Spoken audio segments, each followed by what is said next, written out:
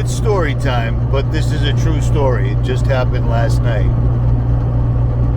I've been on the road a week today. Today is Tuesday, the 19th, I believe.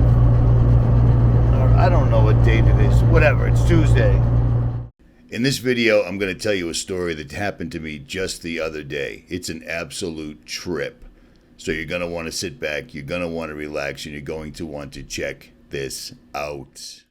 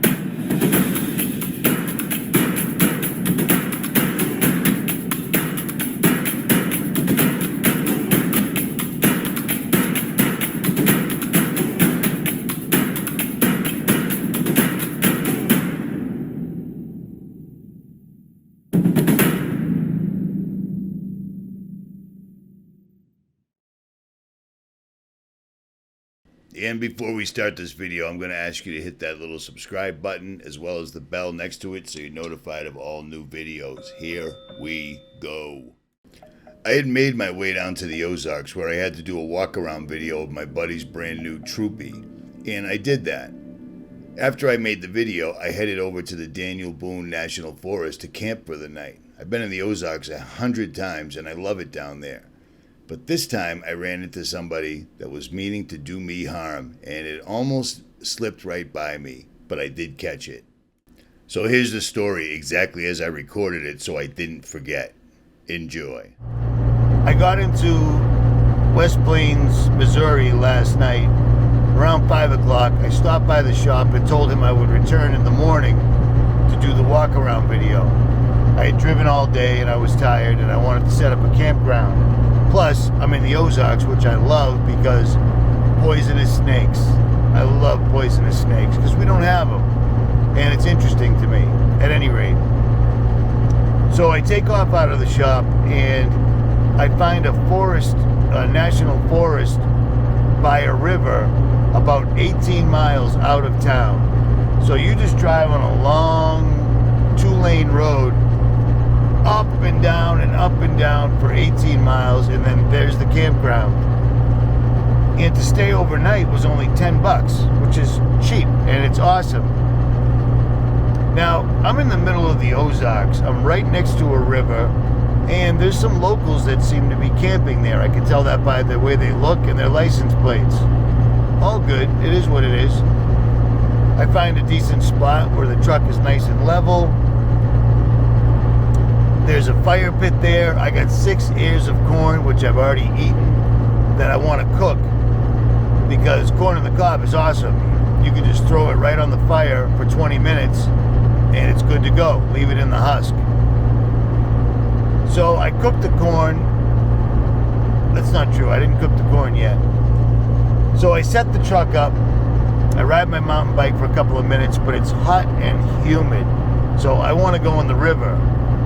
Now, my little campsite has a trail going right down to the river, but it's a super slippery, muddy slope, and that slope ends with about a 4-foot drop going into the river. Well, I'm gonna kill myself doing this, so I do it, and I didn't kill myself, but it was hard. So I climbed back out after cooling off a little bit and decided to find a better spot. So I go back to my campsite, look to my left, and there's a trail there that goes off into a parking lot. And I see a young lady from behind, she appeared to be a really attractive lady. And from the front, she was a really attractive lady, and she was walking a little pit bull. She had Daisy Duke shorts on and a very small shirt that was rather revealing. Whatever, it's hot and humid out, so it is what it is. And she's out in the middle of the woods. She's probably not expecting to meet anybody, so I think. So she's walking with her dog about 20 feet in front of me, and the dog detects that I'm behind.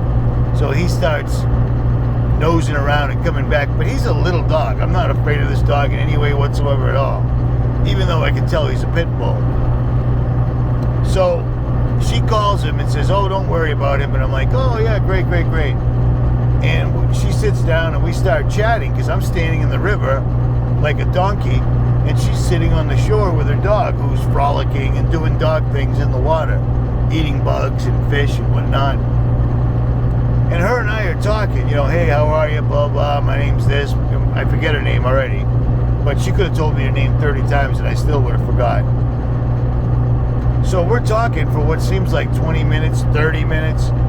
She tells me, she's been in a bunch of bad relationships, and she carries a 9mm, and she shows me a picture of a buck, a 10-point buck she took down with a 9, she told me. So, I don't know, but she showed me pictures of her holding the head of a dead deer. She's wearing a hunter's cap, so it is what it is, I guess. She tells me about her ex-boyfriend, and she used to live in Florida, and she drove from Florida to Maryland one time and asked me if Maryland was near Boston, and I said it was. She said she lived in Miami. She worked at Hooters for a while. Now, I've never been to a Hooters, but I always thought you had to have, Hooters. She had, I don't know. She had a very attractive-looking chest, put it that way, but it wasn't massive. And she was a very attractive young lady, like big time.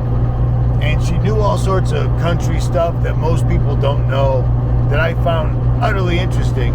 She's talking to me for about 30 minutes, 40 minutes, and she says, I gotta go visit my buddy and pick up my weed whacker, but I'll be back and I'll bring firewood. And I'm like, all right. Like, what do you say? No, don't do that. I said, all right.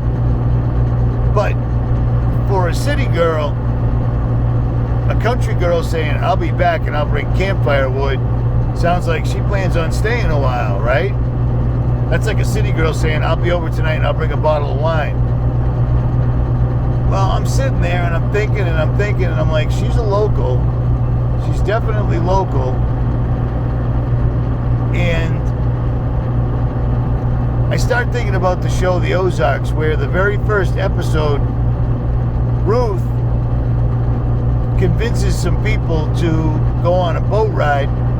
Her cousins convince some people staying at a motel from out of town into going on a boat ride while she robs their motel room. Now, this girl asked me a couple of times, have you ever floated? Which means getting in an intertube and going down the river.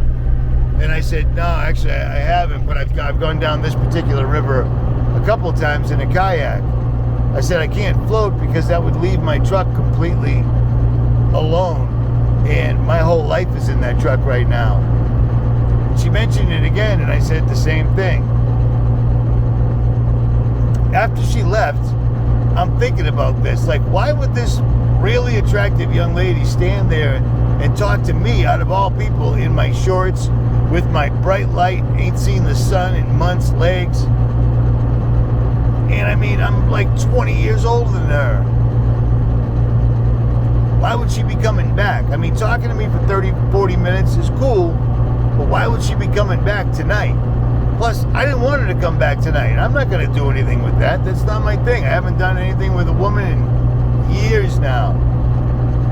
Just because it is what it is. I'm not looking to get married, and I ain't having kids, so recreational sex loses its appeal over 30, 40 years. FYI.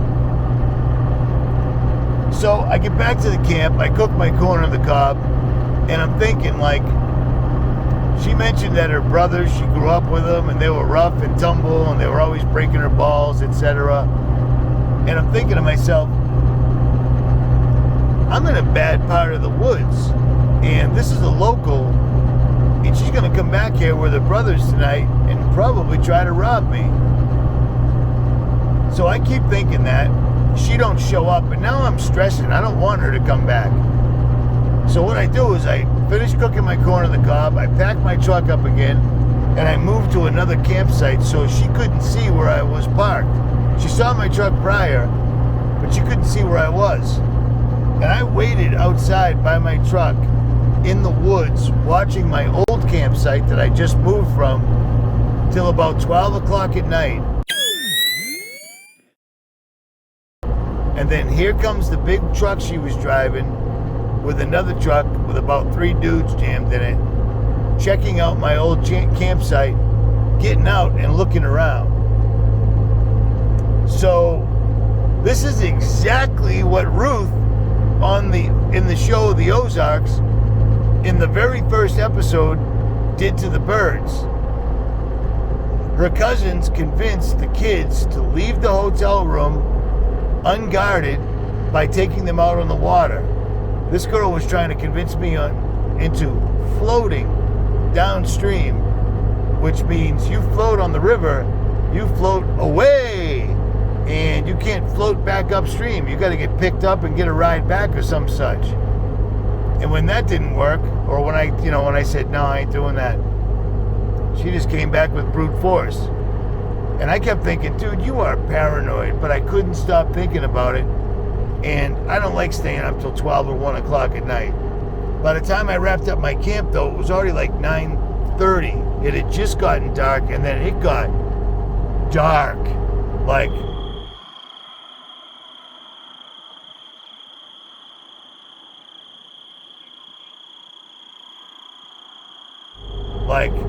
dark in the Ozark National Forest.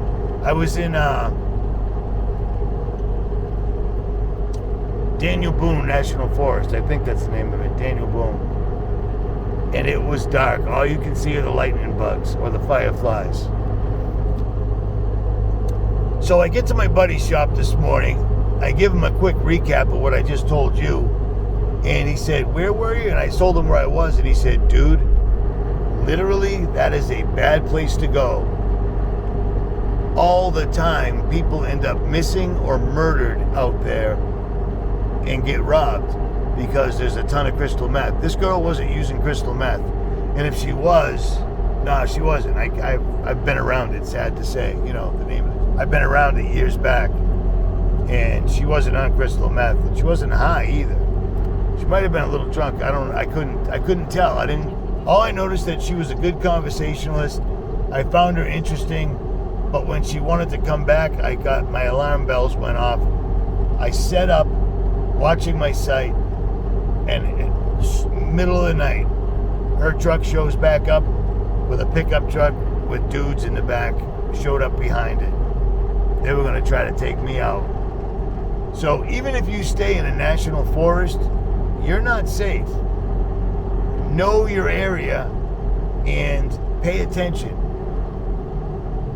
Situational awareness is something I've carried my entire life. The military re-instilled it in me, and traveling on my own, if I get a hunch, I'm almost always not wrong. So there, as they say, is that. An interesting story, but a true story nonetheless. At any rate, if you enjoyed this video, hit that like, share, and subscribe. Leave a comment below and I will return the favor. I am out.